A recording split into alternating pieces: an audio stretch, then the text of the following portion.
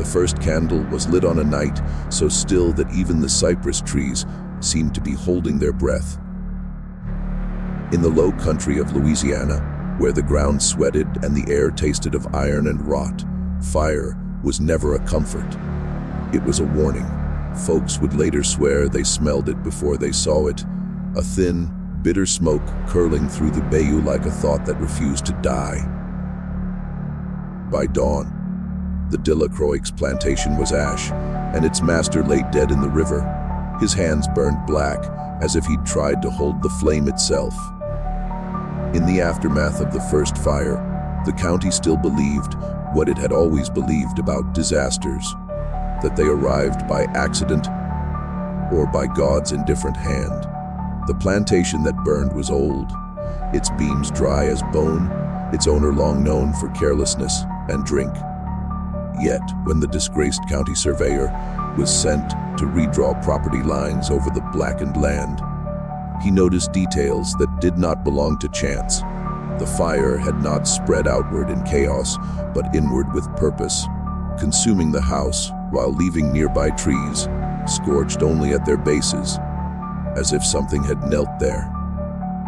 The body of the dead master was found miles away, yet his hands bore burns far worse than the rest of him, suggesting contact with flame long before the river claimed him. These inconsistencies lodged in the surveyor's mind like splinters. As he traveled, he began to hear the same murmurs repeated in different voices. An old ferryman spoke of vows made between powerful men decades earlier, promises sworn in secrecy to protect land, wealth, and silence at any cost. A woman who washed clothes by the bayou mentioned names that should have been forgotten. Masters who had died peacefully in their beds, yet were now blamed for unrest in the soil. Each story carried the same unease, the sense that something ancient had been disturbed, not awakened but reminded of its purpose. The surveyor, once mocked and dismissed by the county elite, realized that his disgrace had granted him invisibility, allowing him to listen where others could not. When the second plantation burned, the pattern sharpened into focus. The distance between the two sites matched markings in old survey maps, points that formed deliberate angles rather than practical borders. At the center of these angles lay land, jointly claimed by 7 masters long dead, men whose signatures appeared together on deeds, court rulings, and punishment records. The surveyor uncovered these connections in crumbling archives, where ink had faded but intent remained clear. The fires were not random tragedies but responses, each one answering a past act that had never been judged. As fear spread, the county's living masters dismissed the rumors as superstition, but they too began to sense that the land was no longer neutral. Night insects fell silent at certain hours, and smoke appeared on the horizon before any flames were visible. The surveyor understood then that the ritual did not require living hands alone. It required memory, guilt, and geography aligned just so. The dead were not rising. They were being accounted for. And the first burned house was not the beginning, but the first visible crack in a structure built on unpunished sins that were finally being measured, weighed, and returned to their source after the second fire. The rumors no longer stayed at the edges of conversation. They moved closer to the center of daily life, whispered over dinner tables, and murmured in the shadowed corners of taverns. People began to speak of candles. 7 of them, each one lit on a different night, each flame bound to the name of a dead master whose land had been taken, worked, and bled upon. These were not church candles, nor the crude tapers sold in town, but thick columns of dark wax said to be mixed with grave soil, ash, and oil rendered from roots that only grew where blood had soaked the ground. No one claimed to have seen all 7 together, yet everyone seemed to know where one might be burning at any given time. The surveyor followed these whispers into places the law rarely reached. In the low swamps, he found clearings where the earth had been scraped bare, as if preparing for burial rather than worship. Melted wax clung to stones arranged in deliberate shapes, and the air carried a scent unlike smoke or incense, something older and heavier that clung to the lungs. Locals warned him not to step inside these circles, explaining that each candle was lit in a location tied to a specific name, a man whose cruelty had marked the land so deeply that even death had not erased it. To speak the name while lighting the wick was said to draw the memory of that cruelty into the flame, giving it direction and patience. As the third and fourth nights passed, death began to arrive without fire. A former overseer was found hanging from a tree he claimed to own, his feet barely touching the ground. His eyes burned white though no flame had reached him. Another man drowned in shallow water, his lungs filled with ash instead of mud. These deaths spread panic because they suggested the ritual did not simply destroy structures, but forced the guilty to reenact their own endings. The candles, it seemed, did not kill directly. They compelled remembrance so complete that the body followed where the memory led. The living masters tried to deny the connection, yet they could not ignore the way the nights themselves seemed to count forward. Each sunset brought a tension that snapped only at dawn, when people would learn whose name had been spoken and whose land would soon be lost.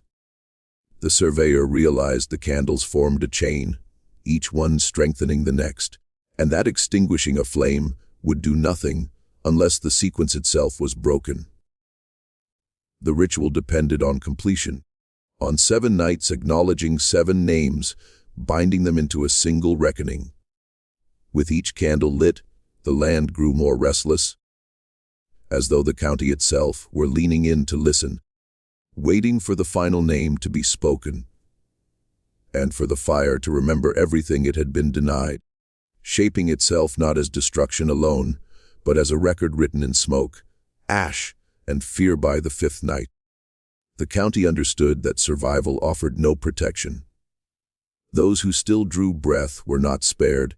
They were merely waiting their turn to be confronted by what they had done and what the land remembered for them.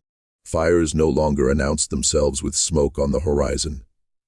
Instead, they began inside locked rooms, inside barns that had stood through storms and wars, inside the minds of men who woke screaming before a single spark appeared. Witnesses described flames that did not spread but followed, moving along hallways and fences, as if guided by an unseen hand, ignoring valuables and seeking only certain rooms, certain beams, certain places where orders had once been given and pain had been answered with silence. Some deaths left no fire at all. A respected landholder collapsed at his breakfast table, his mouth filled with soot though the hearth behind him was cold.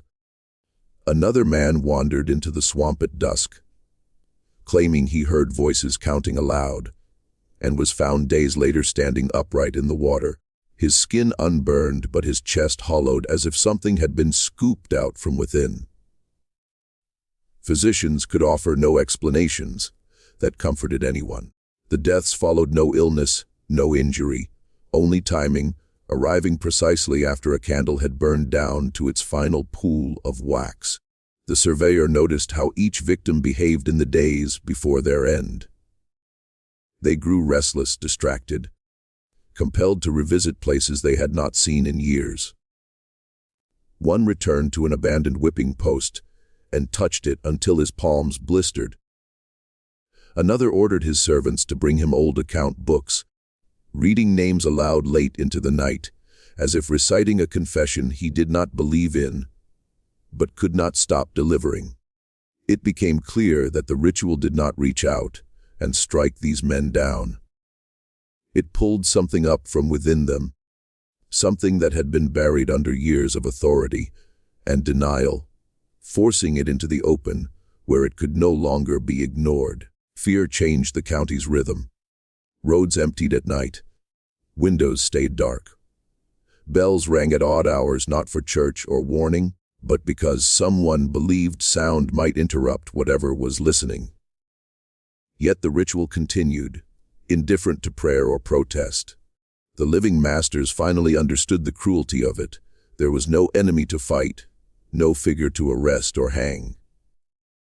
The punishment was internal, personalized, unavoidable.